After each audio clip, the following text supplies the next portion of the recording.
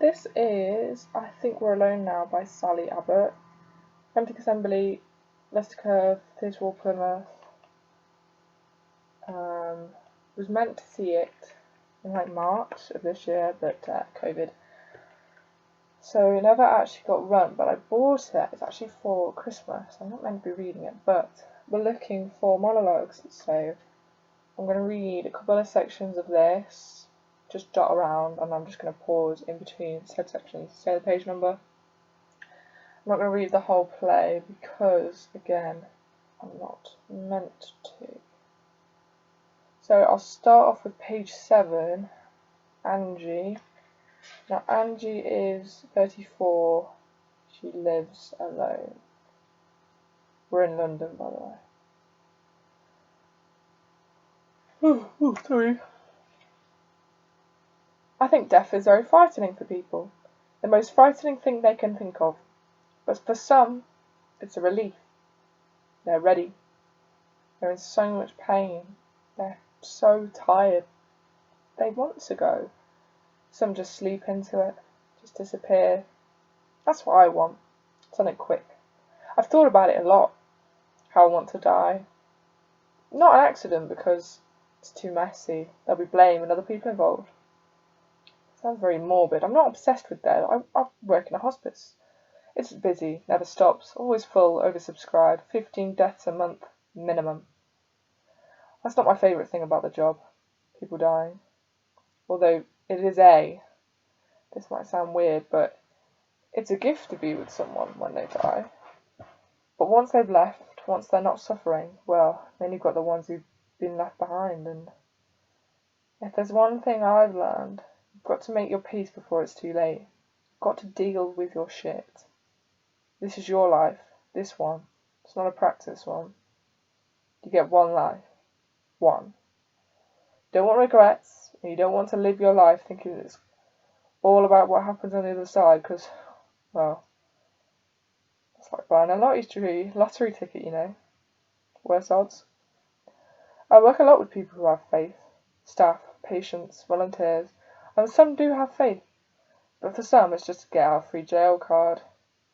Get out of jail free card. That's why they volunteer. So God will look down on them and give them brownie points. But I don't think it works like that. I think God, if she exists, would know exactly what people are like on the inside.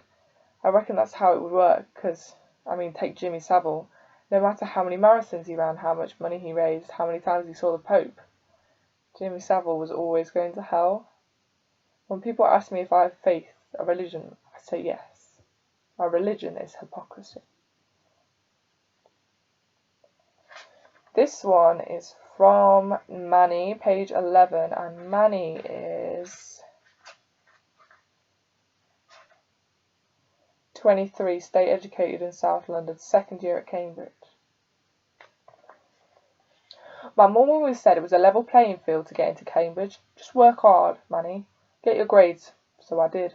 I worked really fucking hard. And I got the grades. 2 A stars and an A. Everyone told me I deserved to be there. Mum, Grandad, my boys. Everyone was made up. The local paper even wrote about it. But Mum and me spent so long thinking about the destination, we didn't think about what it would be like when I was actually there. It ain't easy. It ain't easy me being there. On my first week, one of the other students asked if I got there on disadvantage points. That's a thing now. The disadvantage points. Being in care is one of them. Having a state education is another. The actual fact of having a state education is seen as a disadvantage. Read that in a university newspaper. I thought I'd meet other people like me, normal, but I didn't find any for weeks. It was like they were hiding. I was surrounded by people from private school. They all knew each other. They weren't doing this alone. I'd always thought Cambridge was saved for the most special, the ones who work the hardest, who study the brightest.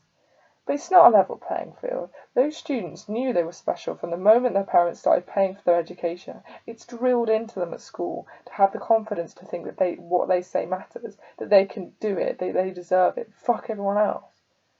Only have to look at the government to see that, right? My first week, I went up to a group. I hadn't realised they all knew each other from school and ski trips. I thought they'd be feeling like me, out of their depth, looking for mates. I went up to them, asked if I could join them. You know the first thing they said? They said they were full. Their friendship group was full. And I just thought, fuck you. Sorry, no, I tell a lie. It wasn't the first thing they said to me. The first thing they said was, could I clear the place?